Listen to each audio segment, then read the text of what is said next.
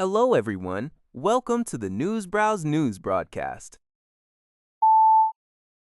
According to the Japanese news outlet, IZA, South Korean Unification Minister Chung Dong-young made a historic first visit to Mongolia on June 4. During his visit, Chung met with Mongolian President Ukhnaagiin Khurelsukh to propose seeking tripartite cooperation among South Korea, North Korea, and Mongolia. The move reflects the South Korean government's active efforts to find a breakthrough in its strained relations with North Korea, leveraging Mongolia's unique position of maintaining friendly diplomatic ties with both Seoul and Pyongyang. Additionally, Minister Chung attended the Ulaanbaatar Dialogue International Conference, where he held a brief, informal conversation with Liu Xiaoming, China's special representative for Korean Peninsula affairs. Mongolian diplomatic sources noted that Liu's attendance represented an unusually high-level participation from Beijing for this particular conference, highlighting the regional interest in security and cooperation on the Korean Peninsula. NHK reports that the U.S. government's announcement of a ceasefire agreement between Israel and Lebanon is facing strong backlash from multiple fronts. Iran's Islamic Revolutionary Guard Corps, IRGC, issued a warning stating that peace is impossible until Israeli forces completely withdraw from the region. Additionally, Hezbollah leader Naim Qassem criticized the deal, pledging that resistance will continue as long as the Israeli occupation persists. Hezbollah also claimed to have launched another attack on Thursday. Meanwhile, Israeli Defense Minister Israel Katz stated that troops will remain in southern Lebanon and operations against Hezbollah will continue. Despite the tension, U.S. President Donald Trump expressed optimism, saying progress is being made and noting that he has held discussions with Israeli Prime Minister Benjamin Netanyahu and Hezbollah. Trump added that while he currently does not wish to meet Iran's supreme leader Mojtaba Khamenei, he would be honored to do so if a peace deal is finalized.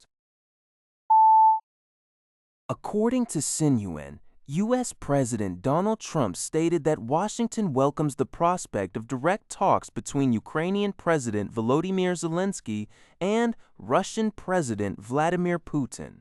Speaking to reporters at the White House, Trump expressed support for a potential meeting, urging both leaders to make compromises to end the years-long conflict.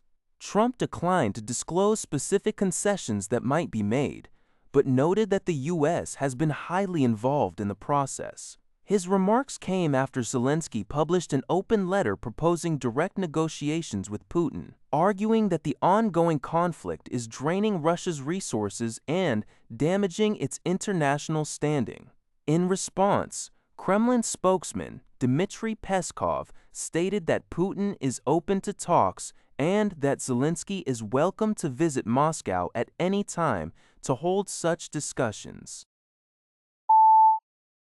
According to a report by Al Jazeera, a U.S. congressional panel has rejected an effort by progressive Democratic Congressman Ro Khanna to block a measure aimed at deepening military integration between the United States and Israel.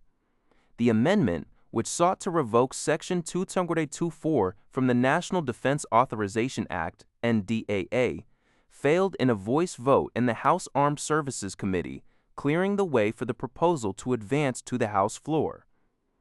Section 224 would require the Pentagon to designate an executive agent to synchronize cooperative defense technology research, integration, and industrial efforts between the two nations.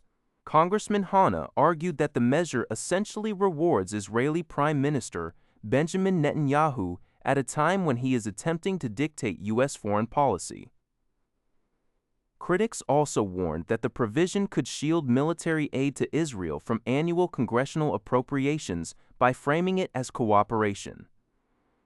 However, both Republican and Democratic committee leaders opposed the amendment, arguing that the U.S. benefits from Israel's advanced, battle-tested defense technologies. Republican Representative Thomas Massie has pledged to introduce a similar amendment when the full House votes on the bill. According to Yonhap News Agency, the Korea Exchange, KRX, issued a sell-side sidecar for the benchmark Korea Composite Stock Price Index, KOSPI, on the morning of June 5, 2026. The emergency measure was triggered following a sharp plunge in stock prices. The sidecar temporarily suspends program trading of sell orders for 5 minutes to prevent wild market fluctuations and minimize panic selling. The market drop comes amid heightened global economic uncertainties, including a tech slump and ongoing tensions in the Middle East. Financial authorities are closely monitoring foreign exchange volatility and market movements to ensure stability. That's all for this video. Thank you for watching. See you in the next video.